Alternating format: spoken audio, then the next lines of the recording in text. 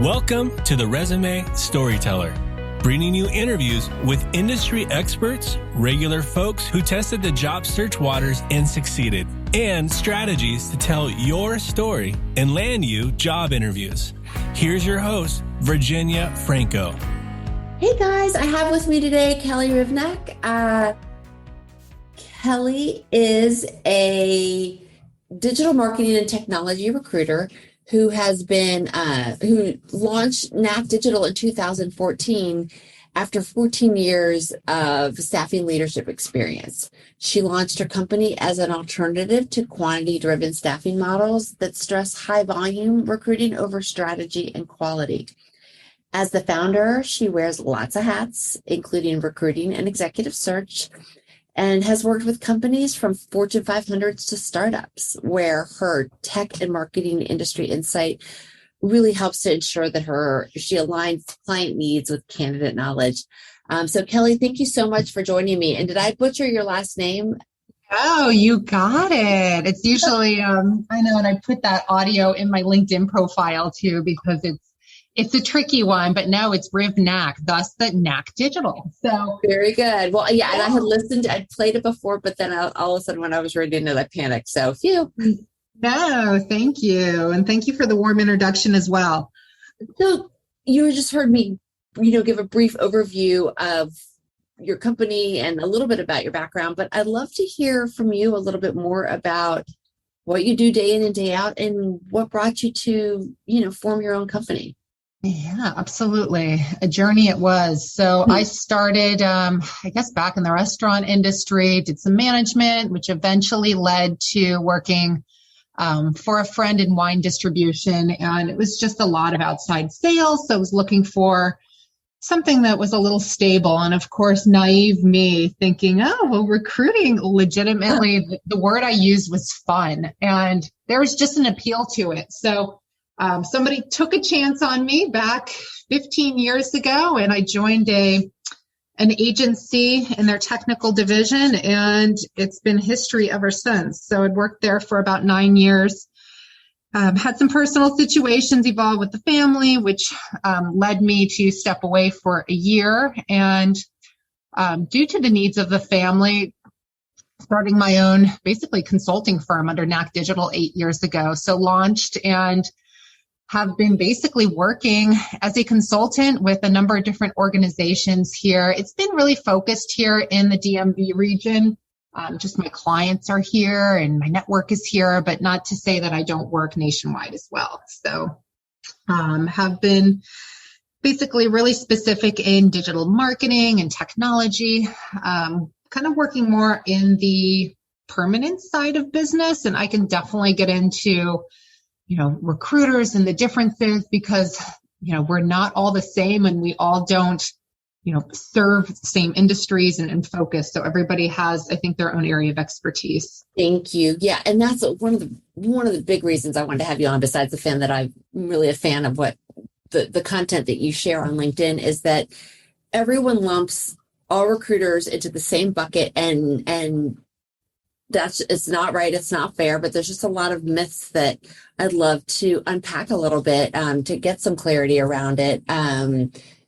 There are, and I've always understood that there are different kinds of recruiters. There's internal, there's contract, there's retained.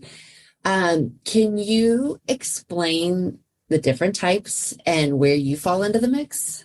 Yes, absolutely. So I'll kind of break it into first two different groups. So you have your corporate. Like kindergarten. I know. I mean, it's important though. You never want to make assumptions that everybody understands. And, during all my intake, I always ask to make sure everybody kind of is familiar with the models. So the first is kind of more corporate and in-house. So for instance, say you have an Amazon, they'll typically have an internal, recruitment team, and recruitment can be broken down into sourcing and recruiting, and HR is a different element in itself as well. So, you can really break it down into the different functions of just staffing in general. But recruitment is typically in-house, going to be working for a specific brand. They're working and supporting particular hiring managers, and they'll usually be very, of course, depending upon how large the company is, like Amazon could be very specifically supporting project by project, where like a 100-person agency recruiter is probably supporting all those different business functions. But and the larger the company, the greater the chance that they do have a corporate or in-house function, correct? Oh, yes, I would say so. I mean, again, I would say sometimes typically under 50 is give or take. They may not have somebody, it's kind of more of an HR, but I would say larger than that, they usually, just for cost reasons, it makes more sense to just hire an internal recruiter. So, yeah, I think that, thinking about when you're looking at companies and if you're forming a target list, to always be, if those target companies, go look and see if they have internal or corporate recruiters, because they're obviously, regardless of recruiter, our job is to hire talent. So internal, contract, whatever it might be, we all want to hire people. Kind of flipping that. So you have your corporate and in-house, and then you have your external, which is, it's all performance based, but I would say external is going to be very performance based. You have contingency, which is basically they're paid when the company hires a candidate that they're representing. So, with that being said, it's almost like speed is the name of the game. There's great contingency recruiters out there too. And then there's some that are just, I don't want to say cutthroat. That's a little bit of an extreme, but basically rushing to see who can get a resume in front of whatever client they're working with. So, they're working with multiple candidates. If they have one candidate, they might be sending them to 10 of the companies. So, contract kind of operates a little bit similar.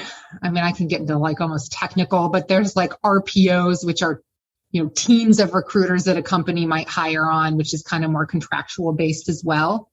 And then you have, again, external retainer, being that it's kind of more of a fixed upfront fee that a company will pay, and they'll give them X amount to come basically be a representative of that company.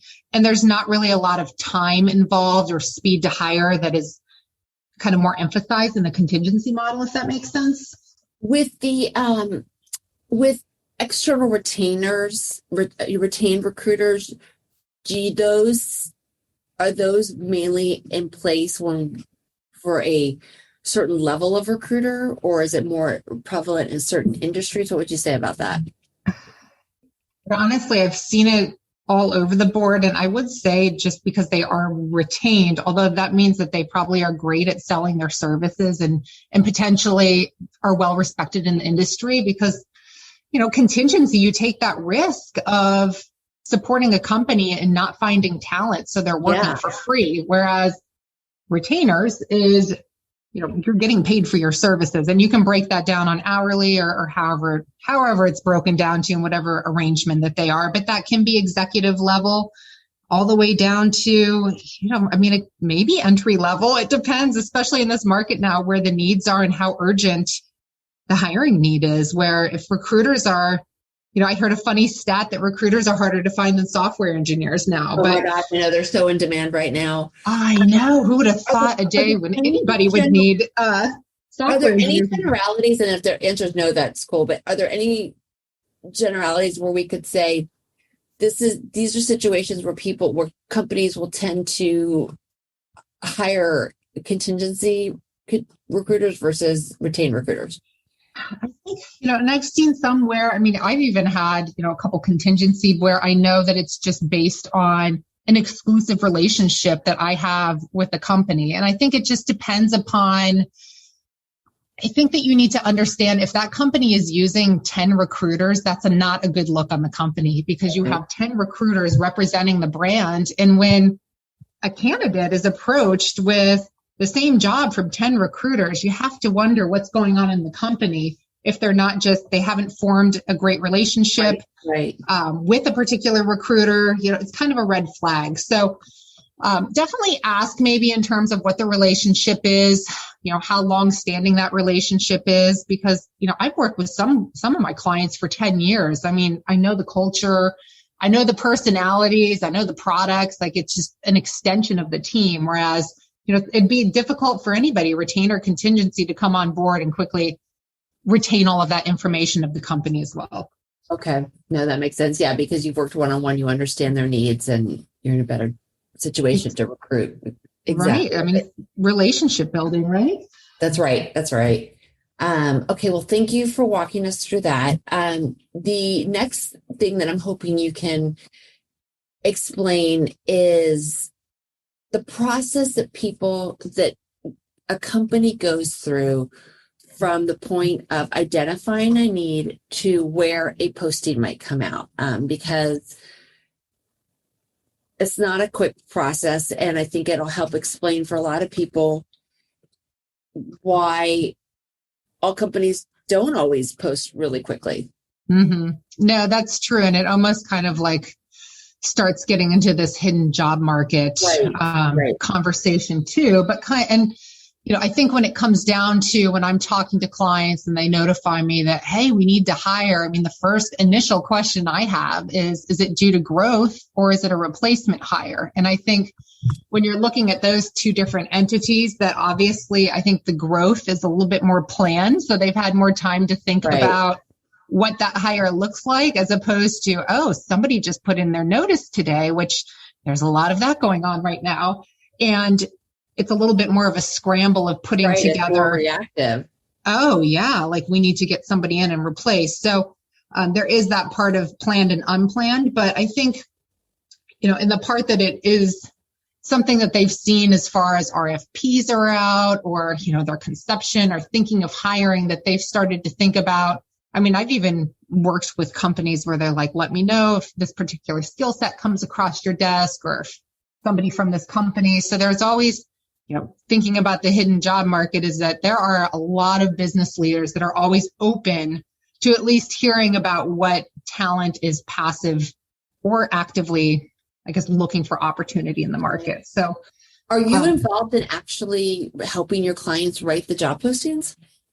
I mean, I've contributed, but I think really they usually pass it around to whoever's part of that decision-making process. I mean, sometimes if somebody is resigning or maybe just moving on for growth internally, is that person will actually almost help craft, hey, this is what I do day to day, maybe break it up percentage-wise of these skills are what's important. And the person who's in the role is almost tasked with kind of writing up what that looks like.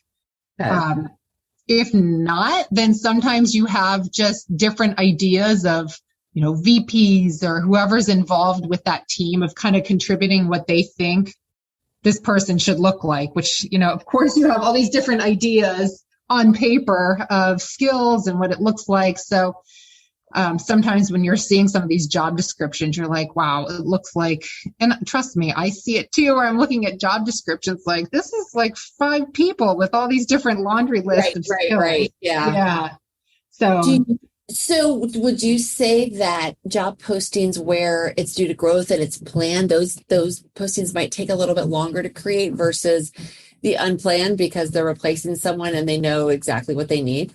I mean, sometimes I would say even the unplanned is they almost go dig up the old job description and post it too. I mean, there's how much editing is sometimes done other than, oh no, we need to get this out and thrown out there. So that's why, I mean, yes, like job descriptions are so important. It depends upon the company too. I mean, some are very like vetted through, I would think, through like I see corporation job descriptions that are like broken down percentage wise of what those look like. So I think it just depends on the company, but I would say that, I mean, it is important for them to kind of go in and determine exactly what those roles will look like in terms of the interview process too. So I'm going to say it depends from company to company, but usually, hopefully, some are vetted more than others, I guess is a good way of saying it. That makes sense. Are you ever brought in to start sourcing while the job is getting finessed? And absolutely. I mean, sometimes, and again, this will go into the hidden job market too, of there's certain reasons why job descriptions aren't out there for internal replacements. So there are certainly notifications I get of, hey, we're going to be, actually, I got one yesterday of, hey, we're probably going to be looking to hire these 10 roles. Keep your eyes open. So no job descriptions. I mean, sometimes I'll even just throw something together really quickly just to get it up there. And, needless to say, it's kind of piecemealed into what I think it could be. But yeah, I would say absolutely that happens often. Yeah, no, I agree. And, I think that with the idea of the hidden job market, I think so much of it is not that the posting never gets posted or that it's intentionally hidden. It's that a pipeline of people is being vetted while this process of, running job posting through decision makers and all of the people that need to vet it. Right. So by the time it's actually gotten published, there could be a pipeline of people in place. Well, right. I mean, maybe thinking internally of if they're aware of growth position, that word of mouth gets out to employees, and then those employees maybe tell people who they know, hey, listen, we're hiring, and there's an influx of basically referrals that come in first that might be evaluated or internal before even a job description goes out. So you're right. Exactly right. Yeah. Okay. Well, speaking of searching, I know that you recruit for tech and digital marketing. Where do you search for talent? Of course. Well, I'm LinkedIn fangirl over here. So I've been using LinkedIn for, it feels like forever, but I mean, years and years and years, I just started using it. And of course, the markets that I serve are technology and marketing. So of course, a lot of these professionals are using LinkedIn just to do a quick profile. So I do use, and I know a lot of recruiters use the LinkedIn Premium Recruiter account. I just use the old Sales Navigator, but it does provide, I don't know if you have access or have used that tool, but it has some great field and search functions that I can use as well to kind of source for the talent that I need.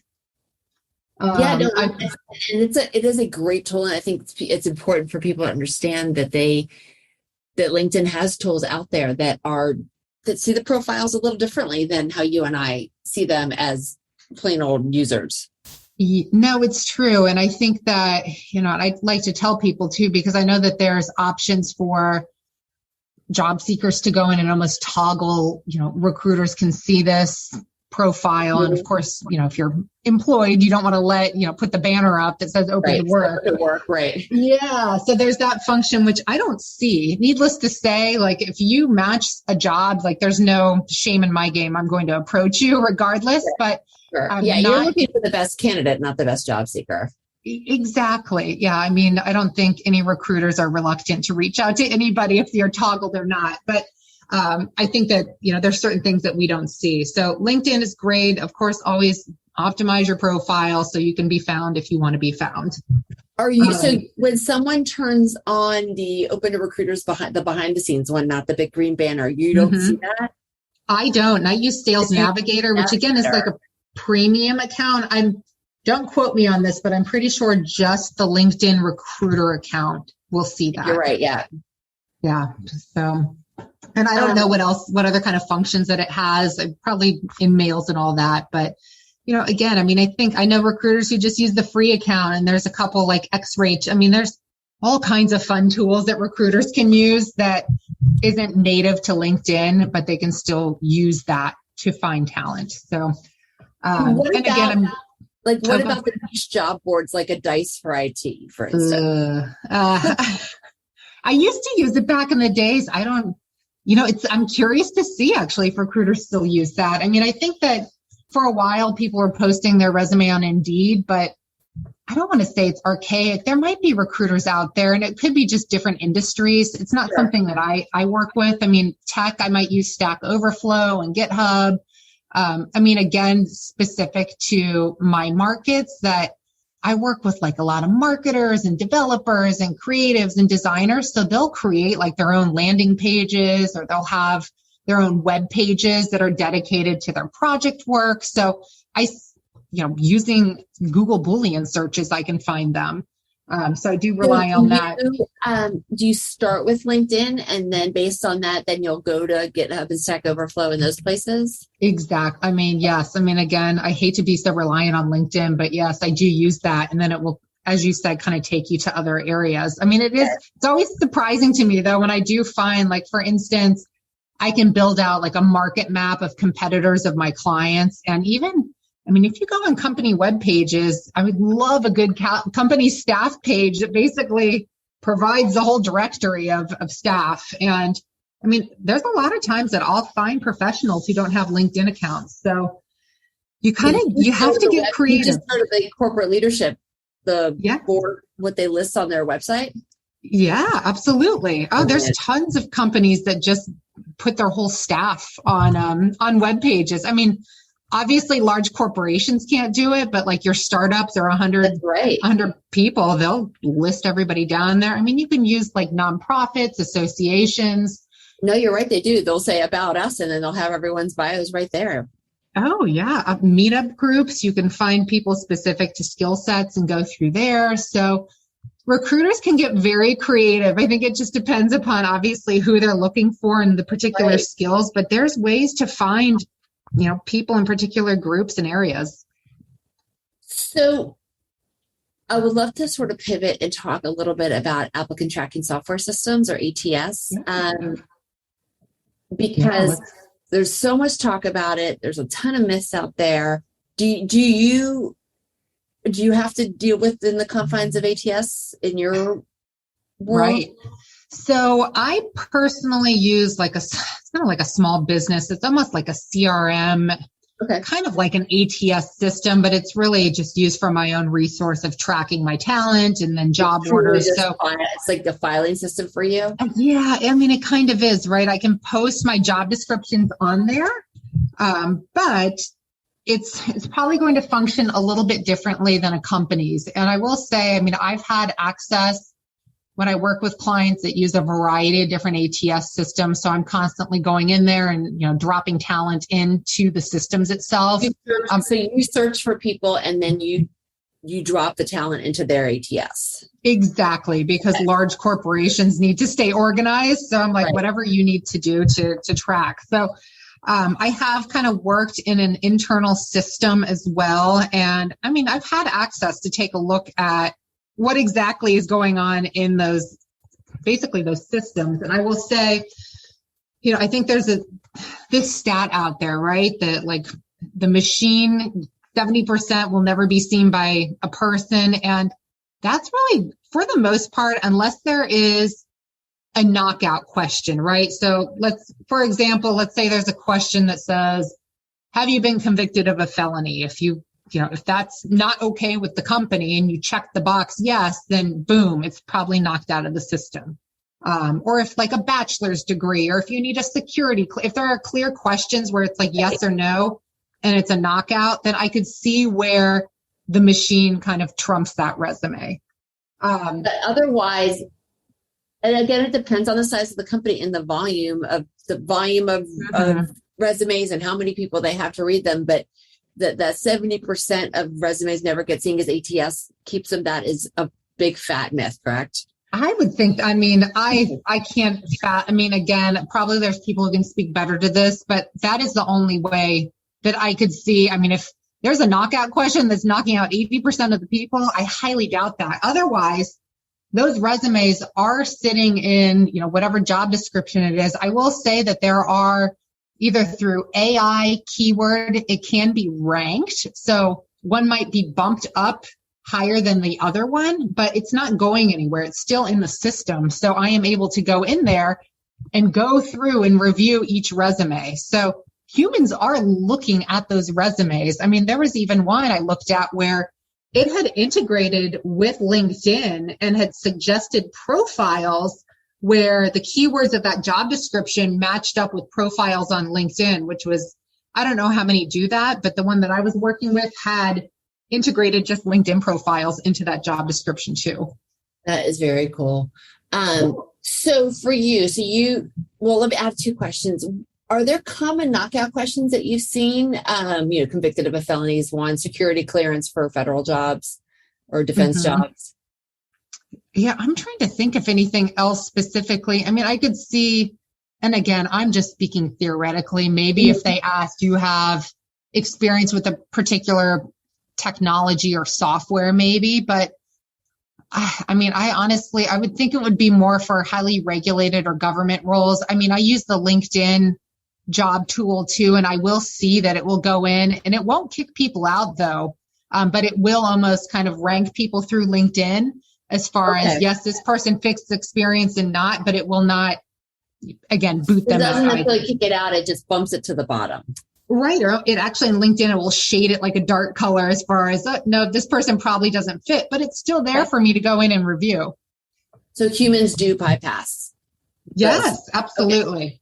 And when you drop someone into the system, I would imagine that when you're presenting to your client, they've gone through the system, but that's more of a filing mechanism. They're still going to bubble up to the top regardless of what the AI does, correct? Oh, exactly. I mean, when I'm putting into the system, again, I have relationships with people in the company where I'm touching base with them and saying, hey, listen, I put Joe, this is his background and skills. So it's almost like a formality of getting them into the system. But for me, there are conversations being had about that person as well. So relationships trump AI is what I'm hearing you say. Oh, yeah, absolutely. And that can go, I'm very aggressive in terms of telling people to follow up with who you think the hiring manager is or anybody internally, just to send like a human message beyond just your ATS submittal as well. Right. I agree. Do you feel like when someone is working with a recruiter, though, they should bypass that person to reach out to the hiring manager, or do you recommend they stay within the chain? Yeah, I probably would recommend talking to the recruiter, because I can see hiring managers, the reason that they're using recruiters is because they have all the other things to do. And that the purpose of a recruiter is to streamline and simplify and bring top talent to them. So hopefully that they are communicating and being active in reviewing that talent. And of course, hopefully relaying feedback as well. Right. No, I agree. So when you are looking at a list of talent that has been pulled together from LinkedIn, or you're looking at several resumes, other social media, what catches your eye that makes you determine, this person is worth, I've earmarked this person to do a deeper dive? Mm-hmm. No, absolutely. I would hate to say that it's not relevant, but if I recognize the company, and it doesn't need to be a big name, big tech company. It's more so if I am working with a client and I know that that's a competitor. So it can be, a 20-person startup company. If I am aware that they work in the same space and industry and it's a competitor that I recognize, then that's going to trigger it for sure. Job titles, of course, I know those aren't transferable, but if I'm looking for a project manager and this person has project management experience, then clearly that is an instant connector. Particular, of course, skills, whether that be hard and soft. I think soft skills are typically a little bit more vetted during the interview process. Yeah. I mean, of course, I'm looking for those, but I think that during the interview, you want to learn a little bit more about proof and experience. Right. Again, getting to the point where you want to have an interview with them, the hard skills is what you're looking for, right?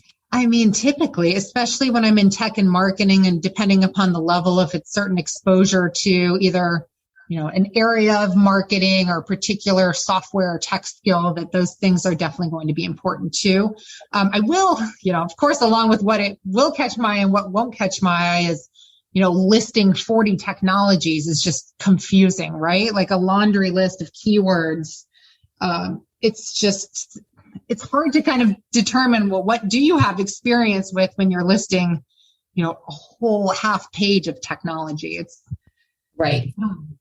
A little overwhelming, to say the least. Yeah. And that's the thing is, human eyes get overwhelmed by big fat text.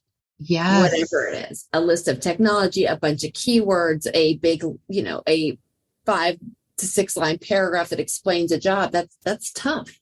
It is. Yeah. Well, I'm sure you see it too. Writing resumes there's just so many keywords and it's a lot to unpack sometimes. So I agree. Yeah. So it looks to me like you are looking for things to show a match. So competitors are a way to show a match, job titles, those hard skills. Yeah.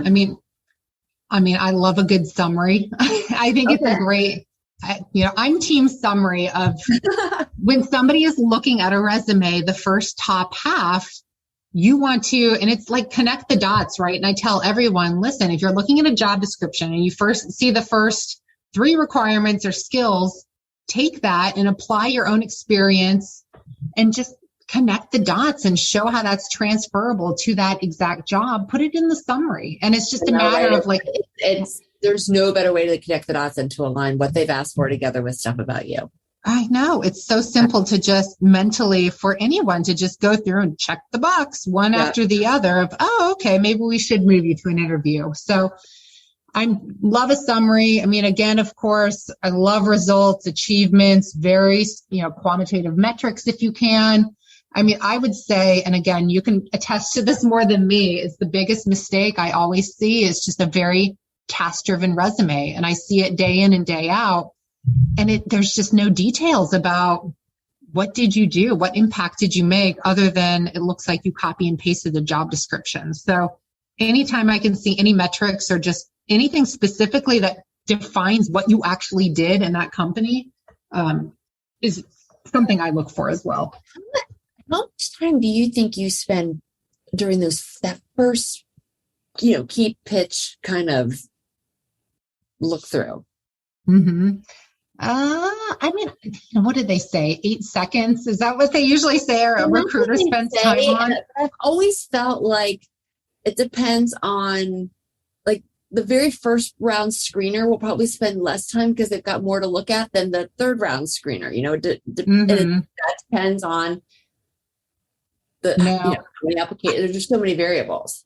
There are. I mean, I wouldn't say. I mean, there's sometimes when I spend like a lot of time just reading. And then I find myself, and I think, again, it's back to clarity of if I'm reading your resume and I'm really just like confused after at least like 3 minutes of what you've done and where you want to be, like that's not the narrative that you want to sell. So, I mean, I do spend a lot of time, trying to piece together what it is exactly and reading through it. Sometimes if it's completely off, like you're 10% or completely off, then it is a pass. But otherwise, I mean, if it's pretty aligned, I'm going to spend some time reading through it, checking your online profile. So if you see alignment, then you'll do a deeper dive. Yes, absolutely. Right. Okay. Now, do you read cover letters? I know some do, some don't. I know, I don't. Well, occasionally I will read, specifically if somebody says, hey, I had written up a cover letter, will you take a look at it? But I don't need a cover letter. And even when I'm representing talent, I tell them I'm your cover letter. I love that. Yeah, absolutely. That's what a recruiter's here for, is to do the presentation and delivery about how your experience is important. So recruiter should be your cover letter. Otherwise, if you're basically representing yourself, then listen, I love a cover letter because I think it can add, it's another tool, right, in your toolkit. But my problem is that not every hiring manager reads them. And I wish that it was either universal or it wasn't. And that's my own problem. This is just me. I've always felt like they probably get pitched half the time. When they do get read, if they get read, they can make a difference, but that's no guarantee. To sort of take it and decide if, in your case, if it's worth including, if there's a downside for you. I'm like, if you have time to write one, then by all means, like, I don't think anybody is going to say, oh, they wrote a cover letter, unless it was, written terribly. If it's going to be crappy, you might as well skip it because there's no value there. Yeah, exactly. Yep, I agree with that. So we talked about, the hidden job market a little bit at the beginning. What are your thoughts on, or how do you define the hidden job market? I guess I should ask. And what are your thoughts on, a lot of people say you really should try to network your way into recruiters and hiring managers and gain referrals and really try to bypass applying online as that first point of entry. What are your thoughts on it? So I think that it really comes down to referrals and it comes down to networking. And networking has such like an icky connotation to it. And I think that when we're thinking about networking, is sometimes either it feels like very transactional and it instead needs to almost feel more of basically embedding that habit into your day to day so it doesn't feel that way. And so that the long-term goal is establishing relationships, right? So it just has to be more repetitive. And I think when we're thinking about the hidden job market is, what is that, right? Like, what are we talking about? What does that mean? And I mean, there's a lot of things that can go into that. I mean, I've been brought in numerous times where there's a confidential replacement that needs to hire of somebody who's underperforming. So, hey, Kelly, we're looking to replace this person. Let me know if you find, I mean, I can't put a job description out there. Right. For that. And if you posted it, can you imagine? Yeah. Oh, I mean, I've seen that happen before. Somebody said, oh my gosh, my company posted this. Am I getting fired? So that happens before. So there is, that sense of a hidden job market. I mean, there's all sorts of things that can happen. I would say, especially now, because it is more of an employee-driven market per se, that I have clients who are, I don't want to say tell me about anybody who's, open in the market, but I think if anything, like the hidden job market is now, and companies are on their toes, anxious to hire the right talent because there is so much reshuffling going on. So I think it is in everybody's best interest to network. And whether that's, I think it's about targeting, and I know it is a lot of work to kind of build that list of companies that are aligned with whatever your goals are or whatever your missions are, but starting to build that company list. I mean, LinkedIn is a great research tool for that. That's exactly, yeah. Determining like what job titles are important, and then starting to really map out who is in that company and working on establishing those contacts. So it's kind of like a slow process that doesn't have to happen overnight, but I think constantly thinking about where you want to be and aligning yourself with what companies or jobs or industries, and just working on that, whether it's just one day a week for an hour and trying to reach out and establish those contacts, is a step into kind of tapping into that hidden job market, but it's also aligned with your goals, if that makes sense. Yep. No, it makes total sense. So thank you. And I thank you for pointing out the different scenarios that could be at work when we're talking about hidden job market, whether it's companies, having a fire under them because there is a lot of shuffling going on, or a confidential search where you can't post. No, I mean, I've had companies where maybe somebody interviews for a different position and they're like, oh, you know what? You would actually be better over here. And they'll, I don't want to say it's hidden, but they almost will kind of tailor a position made to that person's skill set. And that happened too. Yeah. People hire people, and we don't work like machines. We see things and we adapt, and that makes perfect sense. Yeah. So I'd love to get your take on the whole notion of ghosting. I have seen more and more that this is a two-way street where job seekers are ghosting recruiters and hiring managers, and vice versa. From your perspective, can you help job seekers who feel like they get ghosted understand what other things might be going on behind the scenes? Yeah, absolutely. I know it has been going on for years and years. I've got my chapter in a book there. I can share both ways. But I would say, when you're thinking about ghosting, there's a lot of things that could be going on. I think first, if we're talking candidates and they're interviewing and they don't hear from a recruiter, internal or external, or a hiring manager, rejection, it's a hard conversation to have. And people, I don't want to say it's a cowardly way out, but they don't want to have those hard conversations. So that could be one reason why. There could be, and I've seen this happen, where they might not be ghosting, but there could be a temporary time period where maybe an offer went out to a different candidate and they're waiting a couple days a week to see if that candidate accepts. Now, again, there's no reason for them not to be communicating something to the other candidates, but they could be just waiting to see where another offer stands. Yeah. Sometimes hiring people are busy, which is a terrible excuse and just not okay, but maybe they forgot. I mean, I've seen that happen before. Legally, I know that there's been some lawsuits filed because candidates thought that there was discrimination for whatever reason. So legally, there are a lot of corporations and businesses that just won't allow very specific feedback in general. Again, there can be at least a no, not at this time, as opposed to not saying anything. So I'm not here to say any of it is acceptable, but trying to kind of provide some insight as far as maybe why the ghosting is happening.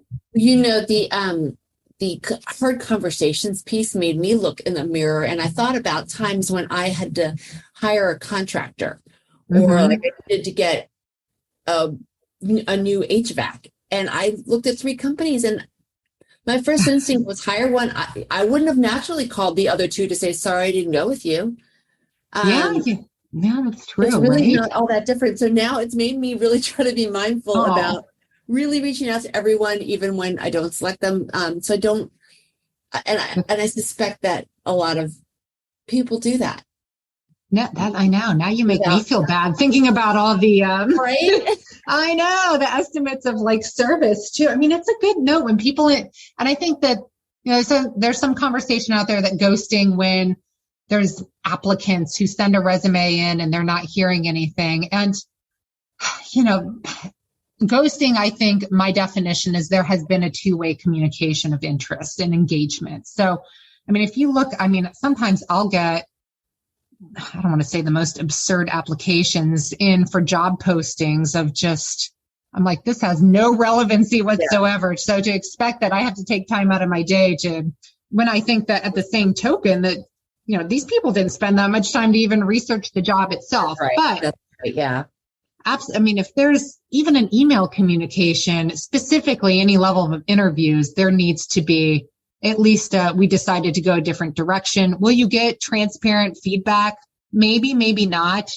It just, again, depends upon, some feedback is hard, especially when it kind of relates to behavior and personality, which is sometimes, again, discrimination. But there should absolutely be some type of feedback. So, but I guess kind of getting into that too is, what do you do to prevent this from happening? And I guess all I can say is that, ideally when you're interviewing is ask the recruiter or the hiring manager, when should I expect to hear from you? What is the best means of communication? So kind of establishing and get those parameters. If you can, just as far as, setting and managing those expectations up front is helpful. Not to say that any of this will solve the problem, following up by sending, I always say Friday afternoon or Thursday afternoon might be a good time on a weekly basis. If there's any point of contact, if it's internal, external recruiter, a hiring manager, anybody who you interviewed with, even if you want to copy all 3 of them on the email and send, I don't know if I would advise to do it every day. Maybe I was going to ask, it sound like maybe once a week, Thursday or Friday afternoons I think so. Is a good balance between feeling like a stalker and a nuisance and showing interest. Right. No, I think weekly. At what point do you get out a month and you're like, okay, this is probably not going anywhere? But to continue, you always need to have your eggs in multiple baskets. Oh, for sure. Yes. Always advise that. So you've alluded to some, but one of my favorite things to ask is, do you have a top job search faux pas or thing that just drives you bananas? It's kind of general, but it's kind of helpful as far as I think that it's really just smart to be proactive as opposed to reactive. And I think when we're thinking job search and being reactive, and I see it time and time again, is, maybe you had a bad day or you're thinking, and maybe you're just not that motivated, but if you're just part of your job search strategy is just pulling up Indeed and looking at jobs that really strike, you're like, oh, that looks like a cool thing to do, apply. That is not the best way to go about your job search. You need to back it up a little bit and define again, it's so simple, right? But goals, small, large, where your strengths are, where your skills are, where you want to be, what jobs, what companies, because it will help you in determining and taking control of your job search as opposed to just reacting to job ads and getting frustrated. So get that clarity. And I love you've recommended a great, reverse engineering strategy of start with companies and then people at those companies. Yes. And who do you know? Who do you need to know? All of that. Yeah. I mean, I'll have conversations and it's okay. Like I can't fault anybody if I'm getting on the phone and, what type of jobs or, I'm open to anything. And as a recruiter, we're happy to provide a couple tidbits here and there, but you might need to take a couple steps back if you don't have clarity. And then, a career coach is probably a good way to go to help define that, because recruiters, that's not our area of expertise. We do obviously can help in that area, but there's a lot more soul finding, I think, that needs to go out as far as where you want to go. And you need to have a little bit more clarity, I think, when you're getting to that recruitment stage of being a little bit more active in your career search, if that makes sense. Right. And you were saying that when you're looking at resumes, looking at LinkedIn, you're looking for matching. And if someone is open to anything, what I've seen is where their profiles or resumes, you look at it and you go, well, what kind of role is this person targeting? And it's not your job as a recruiter to go through someone's experience and figure out how they might be a good fit for whatever the need is. That's on the job seeker. Yeah, I know. I mean, it's the hard truth, right? But it is like there needs to, and it's okay if maybe you have a couple different ideas of career paths, and if it's defining that on a resume or just through communication, but just being a little bit more clear about the different paths and where your skills and strengths can go. No, agree. Well, Kelli, you are super busy with your clientele in the, the DC, Baltimore area. Yeah. What's next for you in 2022? We're almost getting towards the end of the year here. I know. That's what I was thinking. We've got 2 months here. So I'm trying to wrap up some searches here on my desk and it's time for goals, right? I mean, all the things I was going to do that I said I was last year, like more video content. I saw LinkedIn rolled out newsletters. It's like all these ideas. So I probably need to start outsourcing a couple of things myself. But now it's kind of starting to just think about 2022. But I always spend the second and third week of December, and that's when I focus on that. Yeah, I know. It'll be here before we know it, right? I know. Well, Kelli, if someone, in terms of connecting with you, I have listed your LinkedIn on your bio as well as your Knak Digital website. Are those the two best places to connect with you? Yes, no, absolutely. I'm always on LinkedIn using it. So that's a great place. And of course, through the website, you can reach me as well. Excellent. Thank you so much. I learned a lot, and I'm certain my listeners will as well. Oh, well, thank you so much for having me, Virginia. It was a pleasure. You've been listening to The Resume Storyteller with Virginia Franco. To learn more about storytelling strategies to catch the eye of today's online skim hiring and decision makers, please visit www.virginiafrancoresumes.com.